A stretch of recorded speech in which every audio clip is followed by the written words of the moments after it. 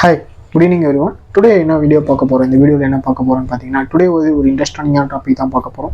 So அது என்னென்னு பார்த்தீங்கன்னா, இந்த உலகத்தில் நம்ம இப்போ 23rd centuryயில் நம்ம வாழ்ந்துட்டுருக்கோம். நம்ம என்ன தான் 23rd centuryயில் வாழ்ந்துட்டு இருந்தாலும் நம்ம இதுக்கு முன்னாடி பார்த்தீங்கன்னா பல்வேறு விதமான டெக்னாலஜிஸ் வளர்ந்துட்டு இருந்தது. ஸோ இப்போ பார்த்தீங்கன்னா மனிதர்கள் இதுக்கு முன்னாடி வேறு விதமாக இருந்தாங்க. ஸோ இப்போ ஒரு ஜென்ரேஷன் இந்த மாதிரி பரிணாம வளர்ச்சி அடைஞ்சிட்டு வராங்க. ஸோ அந்த மாதிரியான ஒரு காலகட்டத்தில் பார்த்தீங்கன்னா டெக்னாலஜியுமே படிப்படியாக வளர்ந்துட்டு தான் இருக்குது அப்படின்னு சொல்லப்படும்.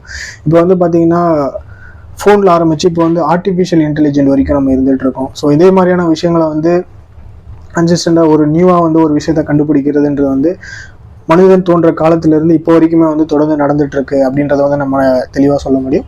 ஸோ இதுக்கு முன்னாடி பார்த்தீங்கன்னா ஒரு டெக்னாலஜி அப்படின்னாலே நம்ம சிஸ்டமேட்டிக் அப்படி தான் சொல்லிட்டு இருப்போம். இது 1822 அந்த மாதிரி டைம்லி 80ஸ்லேயே கம்ப்யூட்டர் கண்டுபிடிக்கப்பட்டது. சார்லஸ் பாப்லேஸ் 80ஸ்லேயே கம்ப்யூட்டர் கண்டுபிடிச்சிருந்தாங்க. ஸோ அந்த மாதிரியான விஷயங்கள் நடந்துகிட்ருக்கு.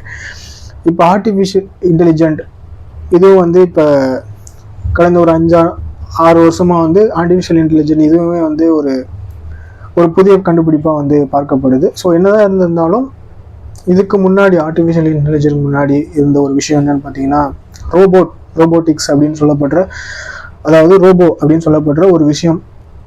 இது கடந்த ஒரு 50 வருஷத்துக்கு முன்னாடி இருந்து இப்போ வரைக்குமே இது எல்லா கண்ட்ரீஸ்லையுமே மோஸ்ட்டாக யூஸ் பண்ணப்படுது. ரோபோட்ஸ் இந்தியாவில் கூட ரோபோட்ஸ் இருக்குது அப்படின்னு சொல்லப்படும். இந்த ரோபோட்ஸ் பார்த்தீங்கன்னா ஃபஸ்ட்டு இதுதான் மனிதர்களை அதிகமாக கண்டுபிடிக்கப்பட்ட ஒரு ரோபோட்டிக், அதாவது வியந்து பார்க்கக்கூடிய வகையில் கண்டுபிடிக்கப்பட்ட இந்த ரோபோட்டிக்ஸ் பார்த்தீங்கன்னா 1954 ஜார்ஜ் டிவோல் அப்படின்ற ஒரு இதை ஃபஸ்ட் இதை ரோபோட்டிக் கண்டுபிடிச்சிருக்காரு. ஸோ இதுதான் 1954 அதுக்கு முன்னாடி கண்டுபிடிக்கப்பட்டதாக சொல்கிறாங்க. பட் அதிகாரப்பூர்வமாக 1954 தான் இந்த ரோபோட்டிக்ஸ் கண்டுபிடிக்கப்பட்டிருக்கு.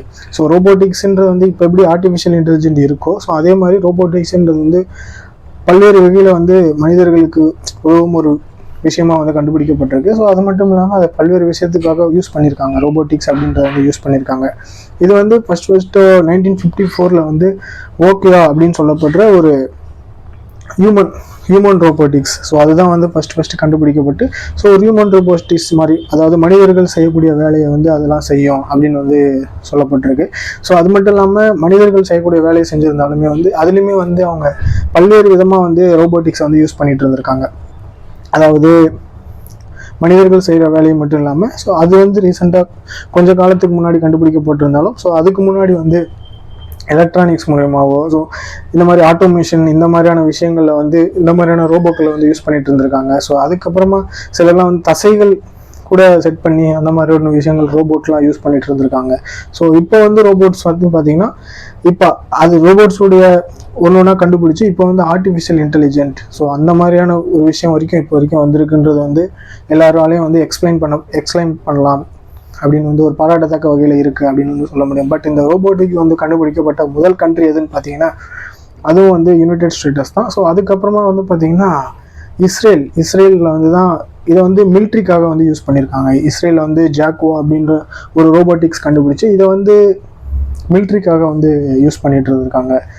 ஜாக்வா அதாவது ஜாக்வான்னு சொல்லப்படுற ஒரு ரோபோட்டிக்ஸ் மிலிட்ரிக்காக யூஸ் பண்ணிட்டு இருந்திருக்காங்க அப்படின்னு சொல்ல முடியும் இஸ்ரேலில். ஸோ அதை அடுத்து பார்த்தீங்கன்னா ரஷ்யா பார்த்தீங்கன்னா ஸ்பேஸ்க்கு அமைச்சிருக்காங்க.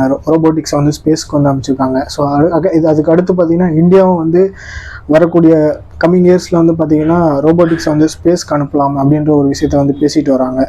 ஸோ என்னதான் நம்ம ரீசெண்டாக ஆர்டிஃபிஷியல் இன்டெலிஜென்ஸ் இருந்தாலும் ரோபோட்டிக்ஸ் இப்போ வரைக்குமே அது ஆரம்ப காலத்துலேருந்து இப்போ வரைக்குமே அது ஒரு முக்கியமான ஒரு விஷயமா பார்க்கப்படுது அப்படின்னு சொல்ல முடியும். ஸோ என்னதான் மனித படைப்புகளில் அதாவது புதுசாக விஷயங்கள் கண்டுபிடிச்சதுனால ரோபோட்ஸ்க்கு ஒரு தனி இடம் இருக்குது அப்படின்றத சொல்ல முடியும். ஸோ இந்த மாதிரியான விஷயங்கள் உங்களுக்கு தெரியணும் அப்படின்னா அருள் பெஸ்டர் சேனலை சப்ஸ்கிரைப் பண்ணுங்கள். மேலும் உங்களுக்கு ரோபோட்ஸ் பிடிக்கும், நீங்கள் ரோபோட்ஸ் எந்த அளவுக்கு நீங்கள் அக்செப்ட் பண்ணுறீங்க, நீங்கள் ரோபோ பற்றி என்ன நினைக்கிறீங்க அப்படின்றத கமெண்ட்ஸில் சொல்லுங்கள்.